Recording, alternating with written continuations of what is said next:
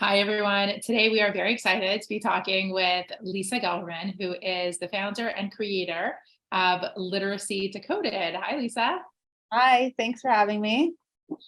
So Lisa and I actually met a while back, and I remember in our first meeting, Lisa's background is in teaching and education and special needs. And I'm obviously BCBA, and me thinking, well, what is a teacher going to really know about ABA or embrace ABA? And in our first meeting, Lisa referred to, using backwards chaining in teaching her kids routines. And I was like, what? There's a teacher who can use ABA? You know the terminology? And from then on, we just got along so well because, Lisa's teaching background, my ABA background have just been, such a good match. So I'm so excited to have you here. Welcome, Lisa. I'm excited to be here. So tell us, our audience, a little bit about your background, kind of what got you here, and then we'll talk about what you're here to talk about. Okay, great. So the first 15 years of my career, I was a teacher. I taught regular grade 1 and grade 3, grade 6, and then I went into special education and I was a resource teacher. So I pulled kids out for specific subject areas. And then eventually I started teaching an ASD community class. That's an autism community class in the York Region District School Board. And this is kind of where my ABA, I guess you could say, journey began, because I was teaching 6 kids all on the spectrum and I came in with no behavioral training. So I was provided with some training here and there through the board, and then I did my own, research, and it was such an incredible experience. And the boys that I was teaching not only had, autism, they had learning disabilities, one had a developmental delay, ADHD. So it was a very dynamic classroom, very busy.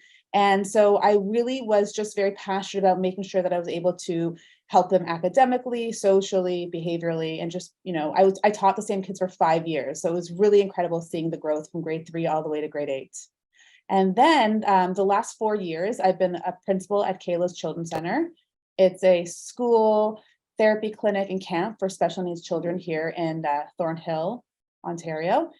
And in addition, over the last few years, I was really passionate about literacy. I have my literacy specialist, but I felt like I wasn't really able to get my students to learn to read as well as I knew that they could. So I was on a journey of exploring different curriculums and different teaching practices and methodologies. And I spoke to tons of professionals. And finally, I found, I was talking to a speech therapist who introduced me to the OrtonGillingham Approach. And this is kind of like where my literacy journey kind of, took a different path. And so I spent a couple of years becoming OrtonGillingham certified. I've been working with teachers at my school, training them, and it's just been the most incredible experience. Students who really were making very minimal growth are making tremendous growth through the OrtonGillingham Approach. And I am so excited to talk to you today. We talked a little bit before this podcast started, but I have a direct instruction background, and I've heard such great things about OrtonGillingham. I have not taught that approach and would love to learn so much more. I have a friend who had a son who has a severe learning disability and didn't read until he was in grade 8. They had private tutors for him. Nothing worked. They tried lots of different direct instruction methods. Nothing seemed to work. And then they got somebody who was trained in the, I'm going to call it the OG approach. And within, I would say, a year, progress was slow at the beginning, but within a year, he just exploded. And he's in grade 10 or 11 now, and he's on the honor roll at school, and he's just flying academically. And he's got this newfound confidence because he can finally read. And it's just so enlightening to be able to see kids' progress. And somebody told me once, in terms of reading, at the beginning you learn to read and then you start reading to learn. And then when that switch happens from learning to read to reading to learn, it's, as a teacher, it's just so amazing to see. So anyways, my spiel, but I'm happy, I'm excited to hear so much more about this. So before we get any further, what is OrtonGillingham? Yeah, I don't know that I really know how you would define it. Good question. So OrtonGillingham is it's a reading approach. Okay, it's not a specific curriculum. There's a lot of curriculums that are based on the OG approach, but the OrtonGillingham approach is essentially a diagnostic, prescriptive, multisensory way of teaching reading, writing, and decoding skills. It's very heavily based on phonological and phonemic awareness. And it really takes you through a very specific scope and sequence. So you're learning skill by skill. You start at the very beginning and you don't move on from one skill to the next until you've mastered the previous skill. One big feature to OrtonGillingham, the OrtonGillingham approach, is in making sure that every activity is multisensory, meaning you use auditory, visual, and kinesthetic modes of learning. So give us an example. I'm going to cut you off for a second. Give us an example of that. So, okay, so let's just say you're working on learning how to spell. So first of all, an OG approach is like, you do not learn to memorize words. You should learn to decode words. The only words you should ever learn to memorize are something called irregular words. Some people refer to them as heart words or red words. And those are words that you cannot sound out or like decode. Said, S-A-I-D. There's Exactly. So for example, you're working on the word said, and you want your child or your learner, your student to memorize that word. So there's something called the sight word memory method. And what you do is, as you practice saying the word, at the same time, you're tracing the word, you're saying each letter out loud, and you're hearing the sound. So it's like S, let's say, imagine you're on a piece of paper, you're saying S-A-I-D, said. And spelling it all the time with your index finger on the piece of paper. And then you tap it on your arm, S-A-I-D, said, a few times. And then you trace it on the table, and then you clap it out, and then you write it. So when you're using all three modes, then it really helps your brain actually memorize the word, and you practice the same word until that student has achieved mastery without seeing the word five times. Then they've considered it mastered, but then of course you still bring it back every once in a while to ensure they haven't forgotten. So that's just like a little example of, even like if you're working on a new rule, instead of just like reading the rule and writing it, you're going to like put the words on a board game, and you're going to like, let's say Jenga, you read the word and you push out the block. So just making sure you're using auditory, visual, and kinesthetic modes. So would you say that this would be a great way to teach any kids how to read, or is it specifically for kids with either autism or other learning disabilities? Good question. So originally, I know that like this is heavily, a lot of schools that focus on kids with dyslexia definitely focus on the OG approach, but I found it, and many studies have shown that this approach works for all learners, whether they have, first of all, it works for typical learners, like average developing kids can learn to read this way, but it works for kids on the spectrum, kids with learning disabilities, ADHD. It's a great way for kids who have a hard time paying attention to learn. It's great for kids with intellectual delays. It works kids with Down syndrome. It really has shown that it works for, I would say, almost every type of learner out there. Now, at the pace at which they're going to progress is very different from child to child, of course. Some kids can master the entire OG program in maybe a year and a half. Other children, it might take 3 years. Some of my slower learners, the trajectory looks like it could be like a 5 or 6 year journey. But I really do believe that most kids can fully complete it in time.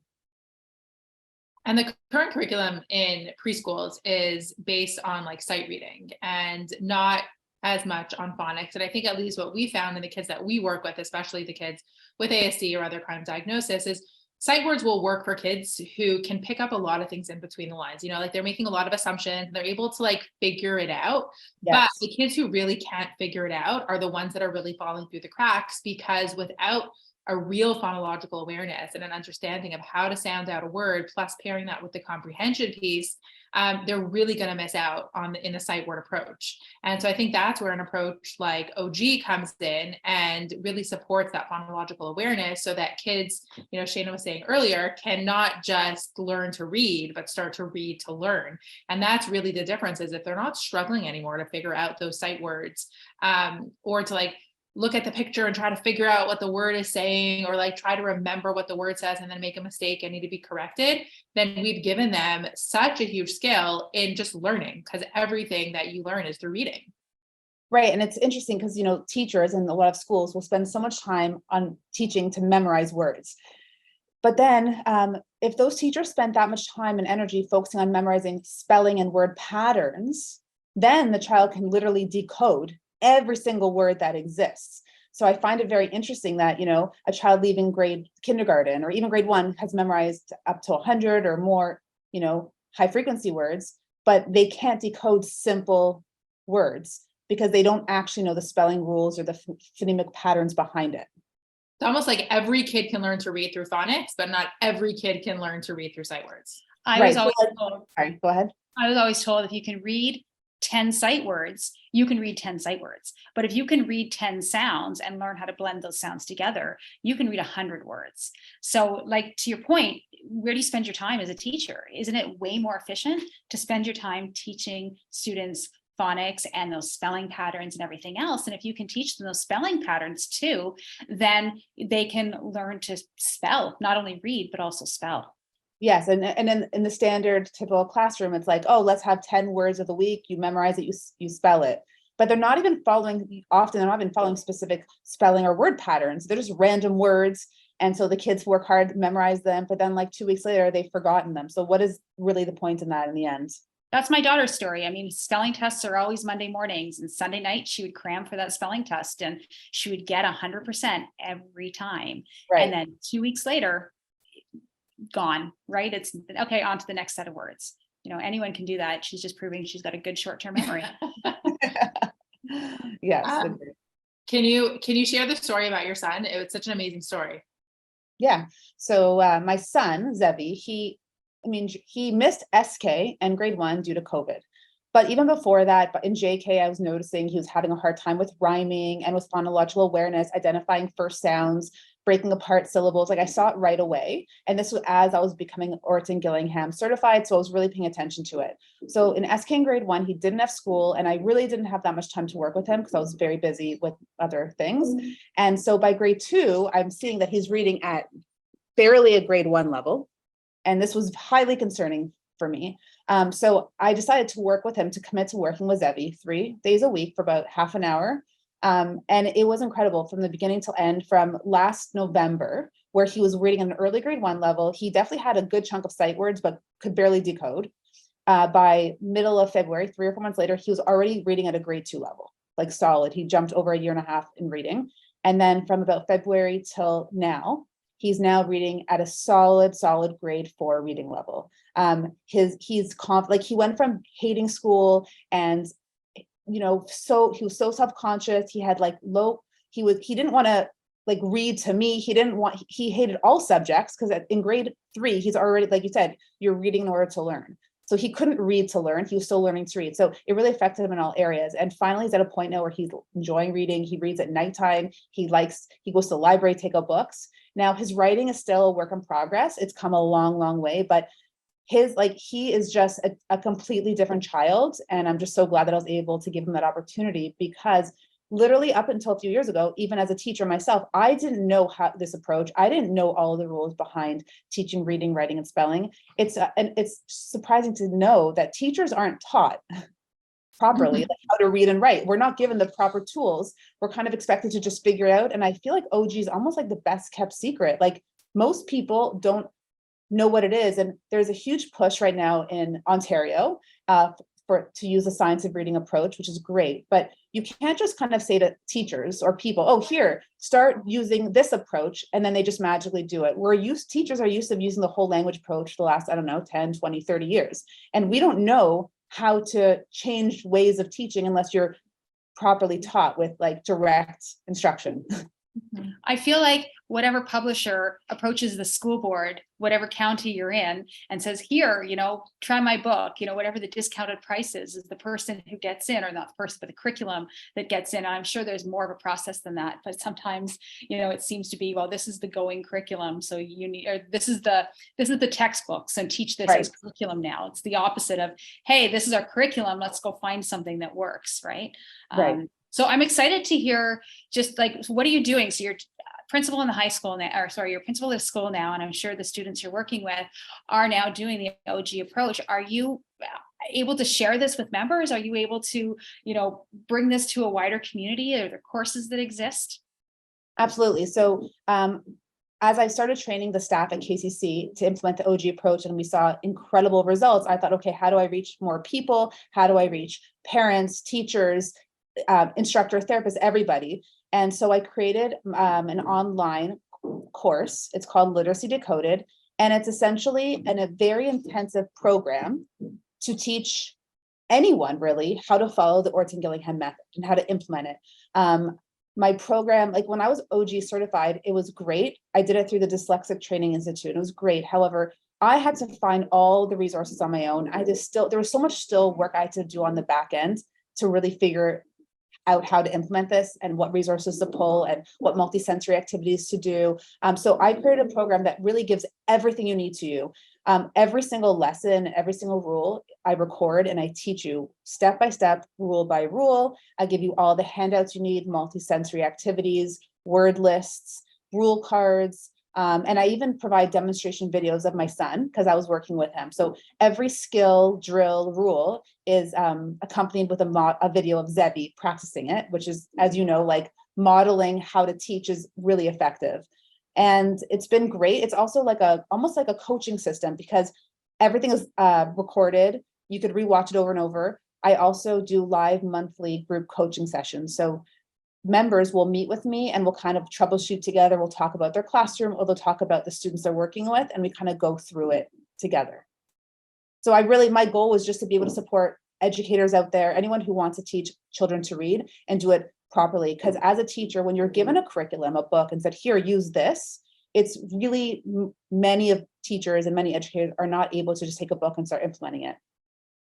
So it's Literacy Decoded. I'm really excited. I'm actually on your website right now, but we'll put that in the show notes as well. Literacy Decoded. That course sounds wonderful with all those accompanying videos as well. And what I love is just a step-by-step guide, right? Because, as an ABA provider, there's so much out there. And how do you go through everything and how do you filter and say this is going to work and then say, okay, well, I have this approach or I have this in my bag of tricks, but where do I even start? And sometimes that's really overwhelming. So it's awesome to hear that a resource like this exists. But I think I want to emphasize also what you said earlier about like the science of reading, that this is not a random approach. It's not another curriculum that someone's going to purchase. Could you talk more about like how it is evidence-based and it is scientific and how you're able to track progress? Great. So there's a diagnostic assessment that you administer at the very beginning, and it's like a 72-page assessment. There's 12 parts in it, and it really gives you a really good baseline as to where your student is starting. And then as you go through the program, so there's seven main syllable types, and each syllable type has a scope and sequence to follow. And every skill, you have to have data to prove that they've mastered it before moving on. So, there's definitely that ABA principle of making sure that you don't move on until mastery is achieved. And then you'll go back and you could assess them again and see the progress they've made. Definitely tracking is very, very important. And I mean, the OG approach, there's been so many studies out there that have shown, like there's even been brain scans that show that the way the brain, the parts of the brain that are being used 3 years after intensive OG, it's completely changed. I have an article actually on my Facebook group. I could always share with you later, but it's really incredible to show it really rewires your brain. But I think that for this program, because I love ABA and because, as a teacher, I included a lot of ABA principles, this program really goes well with ABA. So for example, I always use reinforcements when I'm working on certain skills. I keep things very simple and short because often our children can't learn and can't sit for that long. I offer them break cards when they're needed, as long as they use functional communication. The token boards work really well. So like there's a 5-part lesson to this. And each time they complete one part, they get a token, and at the very end, they get the reinforcement. However, if you have a child who, needs more frequent reinforcement, they might get a few tokens within the first part, and then they get the reinforcements. And then we do that for each part of the lesson. So it's definitely very much about, sequential, direct, lots of reinforcement, offering breaks when needed. So, and even you could even incorporate, like I was mentioning to you, years ago, the backwards chaining or forwards chaining, depending on if it's very hard for a child. You always want to start at the very beginning where they can be successful. And if you find that they're struggling, do the first 5 steps for them and then let them do the last step. And then of course, slowly fade it out. So, and speaking of prompting, like at first, if they need more physical or verbal or visual supports, that's great. And then slowly you kind of fade them over time till they're independent. Like the goal is for them to be able to complete the activities completely independently. Yeah, I love how your approach just complements like the ABA approach so well. And I always say, like, I was a teacher, used to be a teacher, and ABA shouldn't just be something that's separate from education. I think that it's the complements of the two, how they work together, that really helps our students, especially like you were saying with their self-confidence. And like, it's not just about teaching the skill, but it's about really helping them in all of their environments to like help them be more successful human beings and more confident and self-assured. So I love that the two together can really, change lives. And if students are school-aged kids, they should be learning how to read. And, an ABA program, I know that ABA programs don't always incorporate academics, but, if there is a chance to put that in as a goal, definitely put that in as a goal, because, it does increase self-confidence and it helps with everything else, right? It's that whole let's read to learn then. But not only that, just from a selfish standpoint, printing out PEC symbols and laminating and Velcro and schedules and visuals, it's a pain in the butt to make. If you could teach a kid how to read, you can use a piece of paper and a pencil and write a quick schedule, right? Write out some boxes and that type of thing. So from a selfish standpoint, I teach kids how to read so that it makes my job easier. But Totally. Now, do you ever teach OG in a group, or is it typically one-to-one? So definitely one-to-one is, I think it was originally, that was kind of what it was set up for, but it's very effective teaching in small groups. So here at KCC, many of the teachers do small group OG work. And sometimes what they can do, and what I recommend is, you could have like one little center where you're working on phonological awareness, and another center where you're introducing a new rule, and then another small group where they're working on the reading, specific to reading, and then another little center where they're working on writing skills. So if you're focusing, let's say you're teaching a rule such as digraphs, TH, SH, CH. So then each center, right, the writing center will be focusing on digraphs, and the reading center will be focusing on digraphs, and the phonological awareness center will be focusing on digraphs, and even spelling will be focusing on the digraphs. So it's all kind of one of the same, but some of them could be very independent. So once the child has already learned digraphs and has been close to mastering it, then there's their groups. And then when the teacher is working with a small group, that's when they're working on the actual rule, or they haven't mastered it yet, or they're still, in the formative process. And if you have a classroom where you have a few assistants, like often ASD classrooms, you have one teacher and two assistants, it's great, because that's what I used to do in my classroom. I used to have one assistant work on this skill, one assistant work on that skill with those kids. A few of the kids might be doing IAS independently. So really, it works out very well in a classroom setting. So most of our audience, are BCBAs. We have a large amount of people who are teachers, who are similar to you, like looking for solutions, either special ed class or not yet having their BCBA. I'm curious, what advice you might have for that person who's looking for those solutions. Well, obviously, OG is one of them. But if there's anything else that you would advise someone in your position. So I would definitely, suggest using the OrtonGillingham approach when teaching reading, writing, and spelling. I would definitely incorporate, small group instruction throughout the day. IAS is extremely important when you have when you're a teacher and you want your kids to be independent, so then you could pull groups and work with them one-to-one, and you want the kids to learn how to be independent and complete tasks independently. That's really important. Definitely, like you said at the very beginning, Shayna, in grades 1, 2, and 3, and actually in kindergarten to grade 2, we learn to read. And in grade 3 on, we read in order to learn. So it's very, very important for our students to really have reading down pat by the end of grade 2, because by grade 3, math, science, health, arts, history, every subject, they're literally reading in order to learn. So focusing exclusively on decoding, comprehension, spelling, all of those pieces should happen in the early grades. And I also recommend always including a multisensory approach when teaching, because that helps our kids memorize and learn and retain information best. And I also strongly encourage people to use proper teaching strategies, following a direct instruction approach, using a scope and sequence, constantly checking back in and doing formative assessments. A formative assessment is kind of like when you're teaching a unit, you check in every so often to make sure, are they learning? Are they not? Do I need to change my approach, or is this working? All kids learn differently, and we have to just make sure we're able to target all of the kids' different learning styles. And that can be done without spending countless hours at home planning. So I heard you say, just take data. Yes, taking data. Data-based decisions is how you Yes. should be teaching. Taking data, and and I know there's a difference, like often like these, I am always so in awe with, these ABA therapists who have these beautiful graphs and charts, and like, it's so scientific. As a teacher, our data looks a little different. It could be as simple as jot notes and observations, taking little videos of it. Most teachers have iPads in the classroom and they can actually, take videos of a child, or just jot note what they did well, or even like a score of 5, how many errors did they make? That's really, really important. Data drives instruction. So if you're not taking data, you really don't know how much they're learning. And one test or at the end of a unit is definitely not the way to go. And you don't always want to assess in a written way. You want to include different ways of assessing children, whether it's through a conference or observation, through a task, through an assignment. So there's definitely ways of doing it. But yes, data is very important.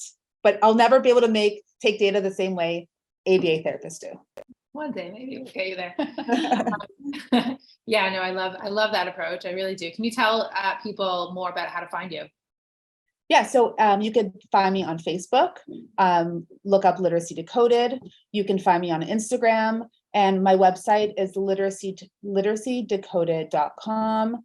And I host workshops frequently. I would love to, meet you. I'm always open to, getting new. I don't know. You'll delete that.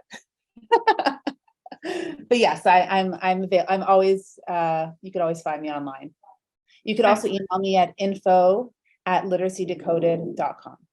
And you often do free workshops, so they can find out about that where? So yes, I have a opt-in page. I could send you the link, and I host workshops every 2 to 3 weeks. That's great. So we'll put that in our show notes as well. Great. And actually I have a lot of teachers join, parents, ABA therapists, tutors. It's really nice and there's people coming from all over the world, people from Canada, United States, Australia. Actually, last week I had people from the Philippines and from Mexico. It was actually really great to meet all these people from different, from around the world. And it's so wonderful because you're getting the word out. It's not just you operating in one school with, a few individuals. It's now international. That's fabulous. Congratulations. Yeah. Thank you. Okay, well, thank you for being here. Love to talk to you. Thanks for having me. Bye.